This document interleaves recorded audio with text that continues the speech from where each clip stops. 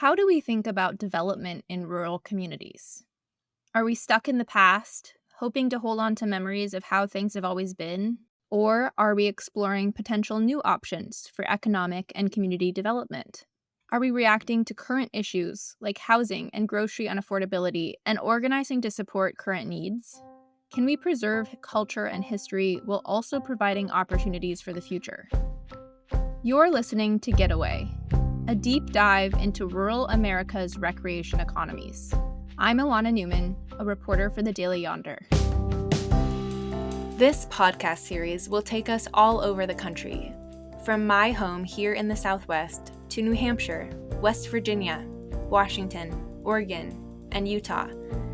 We'll talk about what it means to be a recreation economy, how our rural communities are shifting, whether or not tourism and recreation are a boon for rural communities, the tourism housing crisis, how climate change could affect rural recreation economies, and how we access our public land. We'll talk to academics, community leaders, town employees, economists, recreationists, city officials, and so many other experts about what it means to create and exist as a sustainable rural recreation economy. This is the final episode of Getaway, where we'll be talking about the balance between growth and preservation, how to develop an economy that is supportive of and doesn't forget historic industries while also planning for a sustainable future for the community, and how we are accessing land for recreation. We'll be headed to the Pacific Northwest coast, to Ilwaco, Washington, a small fishing and logging town that is also working to develop a recreation industry. In my reporting on recreation economies, I had this conversation again and again about the Old West versus New West. The Old West is represented by these historic extractive industries: mining, oil and gas, agriculture, logging. The New West is this recreation and tourism economy. I've noticed that a lot of people who study public lands study it primarily in the Western United States. And it would have been easy for me to only focus on the West for this podcast series. It's the place I've lived my whole life and know best, from the Pacific Northwest coastline to the Rocky Mountains and the deserts of the Colorado Plateau. And we've been to many of those places. But in our last few episodes, we've also focused on places like Fayette County, West Virginia, and New Hampshire ski towns, because the recreation economy is not only found in the West. There is access to beautiful lands and waters and recreational opportunities all over the country. One of the challenges on the East Coast, compared to the West, is how we actually access that land. Sometimes it means that recreation is happening on private land instead of public. I wanted this podcast series to expand on some of the ways that we think about outdoor recreation across the country, including on the East Coast, where outdoor recreation can look a little different. I talked with Lisa Chase, director of the Vermont Tourism Research Center at the University of Vermont, about some of these differences between recreation in the East and the West. The East and the Western US is really different because, here in the East, we rely on private landowners to have access to outdoor recreation. In the West, you can more often get away with ignoring the landowners, and just focus on recreation on public lands. But then sometimes it's at something of a peril where maybe the local landowners aren't so thrilled about the people coming in and recreating and passing by their ranches or their communities to get to the public lands, whether it's a national park or forest land or BLM land or whatever. I think we all could do a lot more, whether it's the West or the eastern part of the US, to really work with our rural landowners so that they're also benefiting from this recreation economy, whether it's rural recreation or outdoor recreation. This means that decisions around federal land management deeply affect rural recreation economies. And sometimes the towns have very little say about what happens to the land surrounding these communities. This is one of those things that's going to be very different in different regions of the country. In places where much of the land to recreate on is private, recreation becomes even more of a pay-to-play model. Side note, one of the potential names for this podcast was Pay to Play, which feels really poignant when we're talking about the financial inequality and land access pieces of this whole topic. With a pay to play model of recreation and tourism, those who have money and privilege typically have more access to the outdoors. They have more leisure time in general. Instead of public land that is free or cheap to access and utilize in any way, especially those that don't need much gear, knowledge, or money, like having a picnic or taking a hike, private land recreation usually has a fee and requires much more knowledge, time, and financial resources to use. And the most vulnerable people in a community are also those most affected by all the potential changes that becoming a popular recreation and tourism town brings. The people who are unable to afford to pay more for rent or groceries will be displaced from a community that they have potentially lived in for generations. Someone working in agriculture or mining might not have the desire or the skill set to transition into a new occupation with a more tourism based economy. I talked with Jeremy Sage, who works in tourism economics research, but also has a personal history with communities that have experienced this transition firsthand. I grew up in rural Western Washington in a timber-dependent county. My dad fell timber, so we definitely rose and fell with the timber industry.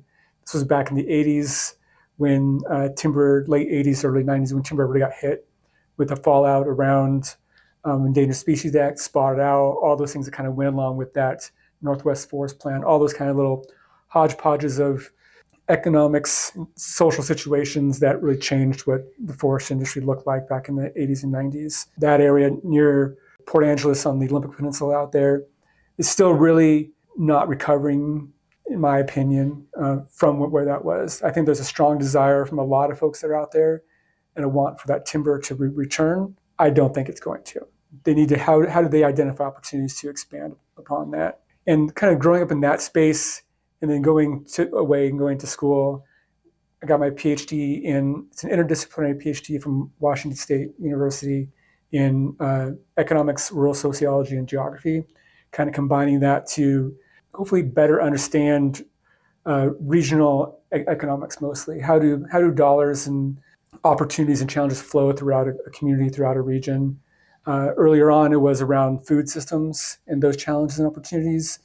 And then in the last 8 or 9 years, it's been more about tourism and outdoor recreation. So how do you navigate those ebbs and flows of tourism? Same thing could have been said for other more extractive industries 20 plus years ago. Timber takes a hit, the entire community is felt because you're timber dependent. All jobs focus around timber or mining or agriculture, whatever that might be. Some schools have thought for a while now have been that tourism is a bit more resilient to some of those ebbs and flows, boom bust cycles that may not really hold to truth. There's quite a bit of fluctuation that can go on there, a lot of challenges that come with it compared to what those earlier extractive industries were. There's some thoughts around, you brought it up earlier on too, about those extractive industries and what that was with the Old West across the US and kind of where those towns are at now. And if you look county to county across most of the Mountain West and the Pacific Northwest, those communities, those counties that were really steeped in that Old West have had a lot of challenges in the last couple of decades. Those counties or communities that are really amenity rich in their natural amenities had a better and even growing space for navigating population changes over those last couple of decades, and that being kind of that new West. How do we revisualize or rethink what those amenities are for? The forested landscapes, the desert landscapes, the waterways. So understanding what that is, reimagining what your communities can be, what your economy can be, and moving forward with that. It's definitely not just a cornucopia of new wealth, new gains. It comes with a lot of challenges, like places like Moab is seeing. As people identify that it's a really cool place to be, they also want to come visit. They also want to move there, which then creates those housing challenges that exist, creates infrastructure challenges that go along with that, and just creates an overall concern about how do you balance that want for that community, for that natural amenities with what the residents of that area need, what they want, what those resident perceptions are, and how they choose to try and make their living. And and what they can do with that and what they can't. So that's what a lot of these communities are trying to still navigate. And you mentioned earlier, it seems like they're all pretty reactive, and that's not wrong. Most of them don't realize what they're sitting on until everyone else is standing there on their streets, sitting in their restaurants, experiencing what they want to experience. A lot of these areas don't want to be just a tourism community. They want to have a livelihood. They want to have a culture steeped in what those traditions have been and were. That's true whether it's timber industries, ag, ranching, whatever that might be. There's a lot of pride and much due pride in their communities and their livelihoods and just their way of life. And anybody that comes into a community saying, I know better, you're gonna be better off if you change to recreation, conserve these lands, you're gonna get your ass kicked. I mean, maybe physically, but more often just, from a PR kind of standpoint, you're not gonna come in, you're not gonna have great successes. Like Jeremy said, many rural communities have a tension between wanting to develop and wanting to stay the same, sometimes even from the same people. And as we've highlighted in previous episodes, it's vital for change to come from within the community instead of from outside forces. We'll be right back after this with a visit to Washington's southwest coast and a small town called Ilwaco, where the community is working to build a sustainable recreation economy on their own terms.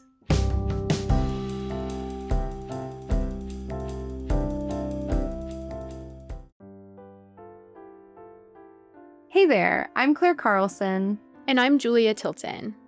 And we're reporters for the Daily Yonder, a national newsroom that covers rural America.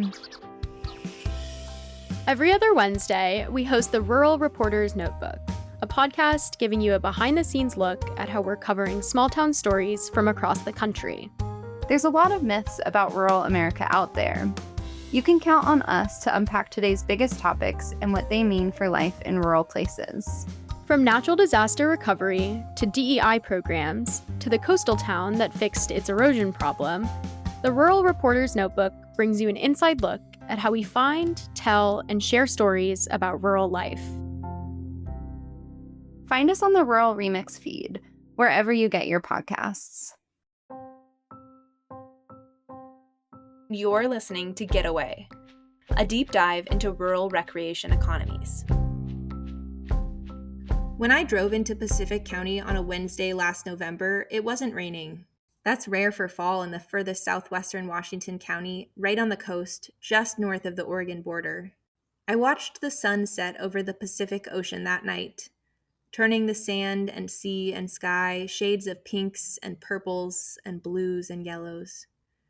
Most of the rest of the trip, it rained. I was here in southwestern Washington to visit Ilwaco, Washington, for a museum opening at the Columbia Pacific Heritage Museum of an exhibit by Nat Nichols, a graphic journalist who created a show on the history of oysters in Pacific County. She met with oyster farmers, researchers, the Shoalwater Bay Tribe, and many more to create an in-depth look at the oyster industry in the region. That night, after everyone took in the beautiful purple and white illustrations complete with Nat's writing and storytelling, I was served oysters by Matt Lesnow, a member of Ilwaco City Council. Later in our visit, I sat down with Matt, Josh Phillips, a local business owner, and Madeline Matson, the director of the museum at the time and a part of the local tourism bureau, to talk about how their community is changing and working to grow their recreation economy. The recreation economy in Washington State, the Recreation and Conservation Office did a study in 2020, building off a national study in 2015 done by the U.S. Forest Service through national parks that quantified in 2019 about $26.5 billion was the spend, the direct spend through the recreational economy in Washington, accounted for about 264,000 jobs.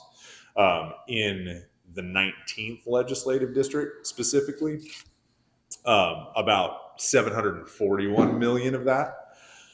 So it's a significant, and especially if you drop that down per capita per person, that we have an outsized influence, our area here, on Washington's recreation economy and that benefit. But that being said, I think the 46% of that is public waters, so fishing. The vast majority of that driven here is sport fishing, which requires a boat, which requires a table or trailer, which requires access to launch. It's not user friendly. There's not a lot of recreation. There's not a lot of public lands in Pacific County. There's not a lot of recreation that you could just walk into and be and participate in.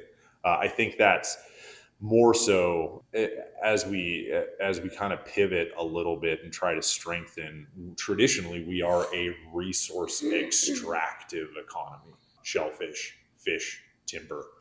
That is very resource extractive. Those industries aren't going away, but they're very dependent on legislation, on regulation, on climate. So they ebb and flow, and depending on the production of the timber, or the production of the shellfish industry, or the production of the fishing industry, that can have huge swings on our economy. So using the recreation economy not to replace, but to bolster that, to keep bringing people here and participating is something I'm really passionate about, and wanting to specifically activate more public lands, forest lands specifically, and activate those through multi-use trail systems.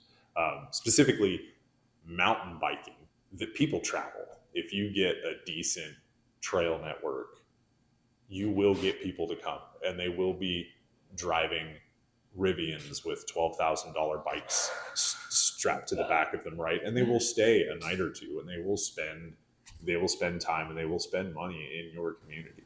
There's pros and cons to that, but that's something that I'm kind of hoping to see we can take advantage of a little bit more in Pacific County, trying to get these trails thoughtfully designed and built, and trying to get both the public access, our citizens access, of course, and it turns into a big draw for some other folks. But I mean, you're increasing community involvement, engagement, you're increasing public health. There's tons of benefits.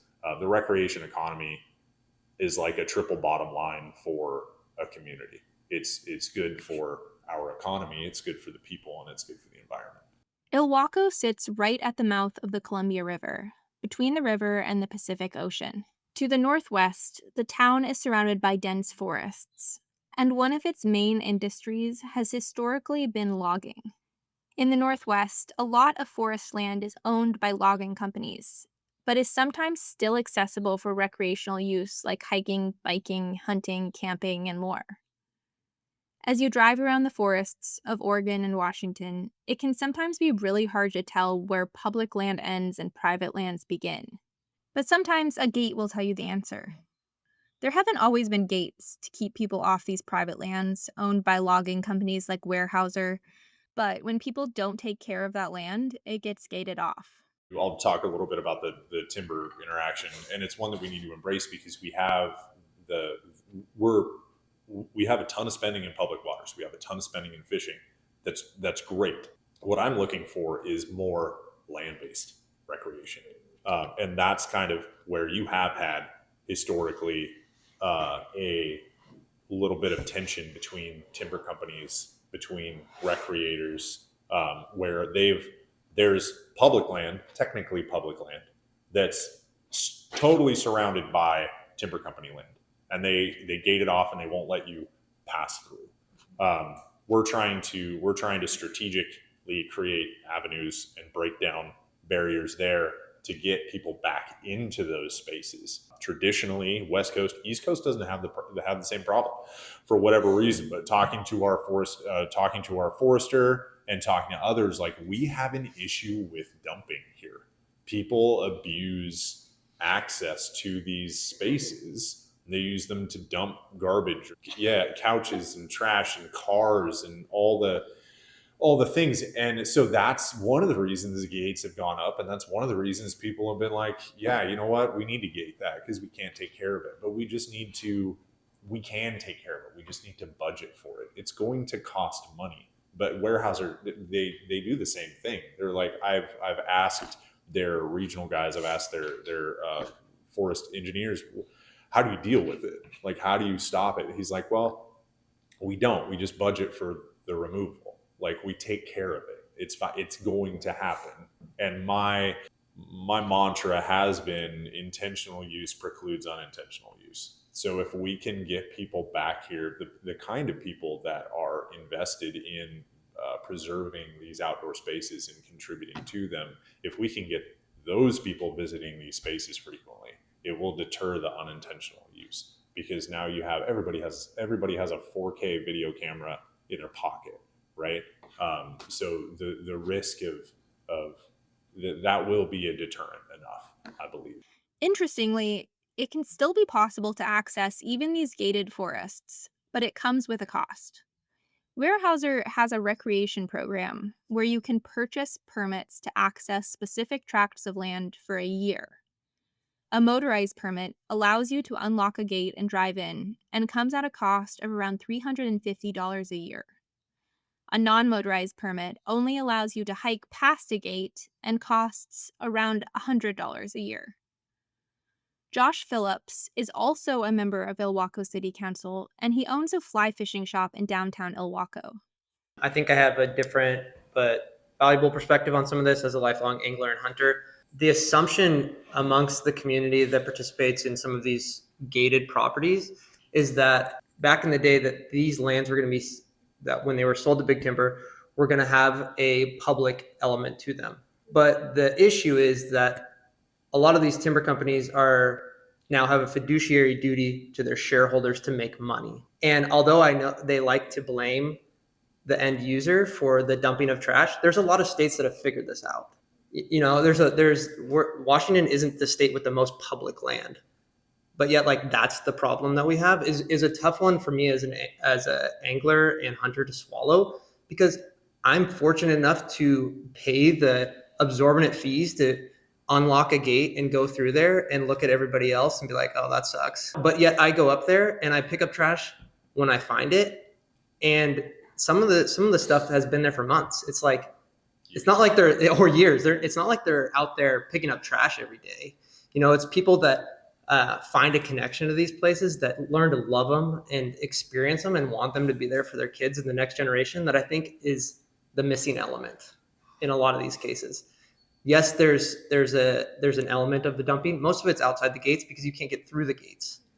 So it's on public property, and then it's not picked up because it's an abandoned road by the county or something along those lines that's not heavily monitored except for the people that recreate in that space. And it's not just hunters and anglers. There's foragers, there's wildlife photography, hikers. So that one is really tough to swallow. Right now is elk hunting season. So if you drive along the road, there will be a couple places with a ton of people. That's because that we've been like corralled into these tight spaces to experience that sort of level of participation. And it's not a small user group. In Washington State, it's like 300,000 hunters in our state. It is small compared to the anglers, which is over 1 million. But the perception is that there's like an assault on hunters, whether it's the land that they have access to or the opportunities that they have to hunt. That tradition is being, the perception is that tradition is being eroded away.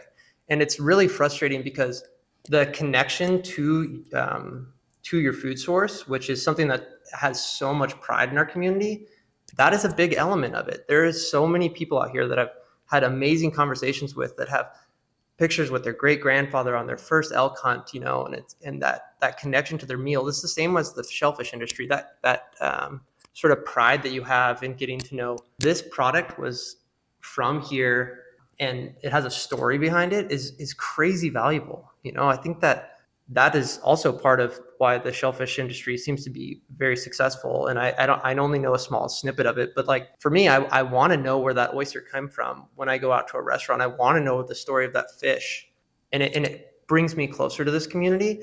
And I think when people come from out of town, they also want to be closer to that experience. So that's something that's crazy valuable. In terms of outdoor recreation, especially recreational fishing, this community comes to life during these times of year where there's halibut, albacore, salmon, rockfish, lingcod, sablefish. We have so many incredible fisheries here, but like Matt said, there is like and in connection to the gates, this is a kind of a pay to play place. And I don't think it always used to be that way. but it very much is now. The crossing the Columbia Bar is challenging. You need a nice boat. You need the correct equipment. You need the time. You need to be able to launch the boat, which has a big truck. You need to be able to stay at a hotel because you can't tow your boat all the way down here and then tow it all the way back in one day. It's all these things that are very challenging, but pay for a charter. Yeah, our charter industry is very strong down here, which is amazing. In fisheries, we kind of get pinned against each other, whether it's commercial, tribal, or recreational. And it's like a lot of times we can't come to the table and be like, all right, let's figure out how to do this better versus like what's my share versus your share, or like who brings the most add value to our community. That is a conversation that's like constantly had, and it's kind of divisive in a lot of regard. You see historic photos of dory boats getting literally pushed into the water at Chinook Beach and like kind of near where Megler is. But the whole road system was built up in a way that made those beaches disappear. And the fishing stakeholders at the time were not at the table when that infrastructure was built. And so those beaches were entirely lost. The same thing has happened across the river in Astoria too. So like you used to literally be able to shove a boat in the water from a beach, and the access to that is gone. Then you lose that generational knowledge because you start to lose the ability to do those things, and it gets harder and harder to pass on the infrastructure, the boat, or the knowledge, or the license, or whatever the case may be. It just gets harder and harder, and it just gets lost. And so then there isn't a dory fleet in Chinook anymore because it got too hard. That's Madeline Matson. She also talked about both the clash and collaboration she sees between recreation and other industries that are prevalent in Pacific County. I think that's where more of the kind of modern clash occurs between kind of commercial versus sport, and even from the like local sport community versus people who come in out of town for sport fishing. But I think from other perspectives like timber or shellfish, the shellfish industry kind of gets to do its own thing in a way. They don't necessarily take up land that would be used for a lot of recreational economy, if that makes sense. And also, I think the shellfish industry provides more interest for people who would come for a recreation economy because I think a lot of people do like to see how things are done. And I think like the oyster industry, for example, is something that you can see. And it's very apparent where it is, most places anyway. And you can kind of get invested in it. And I think while that's not the recreation economy, I think that industry piece is also an important part of the conversation, and something that people who are interested in recreation economies generally are interested in industry and how it works and what it looks like in the real world. People who come here for recreation and like to be in nature, are the food that comes from nature or is farmed or anything like that is also generally of interest. And so I think that does enhance people's visit and enhances people's context of the place and gets them more excited about being here. I mean, if all we were was a forest with trails and no restaurants, no museums, no stores, no theaters, things like that, how many people would actually come here? It's not just, you can't have one without everything else. And so it's how you build an entire ecosystem economy with environmental recreation as a key pivotal part, because I think that also attracts a certain type of individual who we want here, because they're generally people who care about the environment, they care about the communities, they're here for kind of a reason rather than just like going downtown and having cotton candy. I mean, it's a different type of traveler. Saltwater taffy, sorry, excuse me. But so I think that you can't have one without everything else. But I think that it's absolutely like a really pivotal part of the whole economic travel tourism picture. Ilwaco is the gateway to Cape Disappointment State Park, an oceanside park with iconic lighthouses, dramatic cliffs, and wild beaches. I visited the park and took an incredibly rainy, slippery hike through the forest to a lighthouse. Around 1 million people visit Cape Disappointment each year, driving right through the town of Ilwaco to get there. Here's Madeline again. The amount of untapped economic power within that 970,000 people driving through that light is insane. And we have not even come close to cracking the code on how to extract that economic benefit from that group of people. I mean, not to say that those people don't camp or stay in hotels or participate in the economy and all those things. They definitely do. But I think the amount that that group has been tapped is minuscule compared to what the potential of it is. I mean, having the museum here, we're 1 block away basically from that light where 970,000 people drive by. We do not have 970,000 people coming to the museum every year. We have about 8,000 people. And so just from that perspective of how do we get those people to stop within the community, rather than just using it as a pass-through to get to the state park system. And also, sorry, state park friends, but how to get state parks more involved in the community and understanding that they are a really impactful part of the economy outside of their little walls. Matt and the city of Ilwaco have been working for the last several years to create a multi-purpose forest owned and run by the city of Ilwaco that's made up of the watershed that holds the city's drinking water. The 875-acre piece of land is now called Bear Ridge Community Forest, and the city is working on a plan for intentional public access to the land. The popular term now is community forest. So community forest involves a recreational element. It involves a timber harvesting revenue generating element. It involves an educational element. Which is something that I'm also really excited about because that is our watershed.